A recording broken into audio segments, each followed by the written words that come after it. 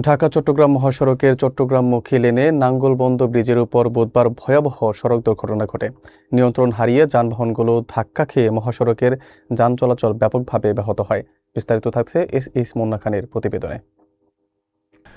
ঢাকা-চট্টগ্রাম মহাসড়কে নাঙ্গলবন্দ ব্রিজে বুধবার এক ভয়াবহ সড়ক দুর্ঘটনা ঘটে। স্থানীয় সূত্রে জানা গেছে, একটি বা একাধিক যানবাহন নিয়ন্ত্রণ হারিয়ে একে অপরের সঙ্গে ধাক্কা খায়। এতে দুর্ঘটনার স্থানে মহাসড়কে যান চলাচল ব্যাহত হয় এবং দীর্ঘ সময় ধরে যানজট তৈরি হয়। প্রাথমিকভাবে ড্রাইভার ও তার সহযোগীকে খুঁজে পাওয়া যাচ্ছে না। কাঁচপুর হাইওয়ে পুলিশ উদ্ধার কাজ পরিচালনা করছে এবং দুর্ঘটনার সঠিক কারণ তদন্ত করা হচ্ছে। স্থানীয়রা জানিয়েছেন, অতিরিক্ত গতি ও বেপরোয়া গতিবেগ নিয়ন্ত্রণহীন অবস্থায় থাকা যানের কারণে এ ধরনের দুর্ঘটনা ঘটছে। পুলিশের পক্ষ থেকে রিপোর্ট লেখা পর্যন্ত এই বিষয়ে কোনো নির্দিষ্ট তথ্য দেওয়া সম্ভব হয়নি। পরিস্থিতি নিয়ন্ত্রণে আনতে স্থানীয় হাইওয়ে পুলিশ কর্তৃপক্ষ সরেজমিনে অবস্থান নিয়েছে এবং পথচারীদের নিরাপত্তা নিশ্চিত করতে তারা কার্যক্রম অব্যাহত রেখেছে।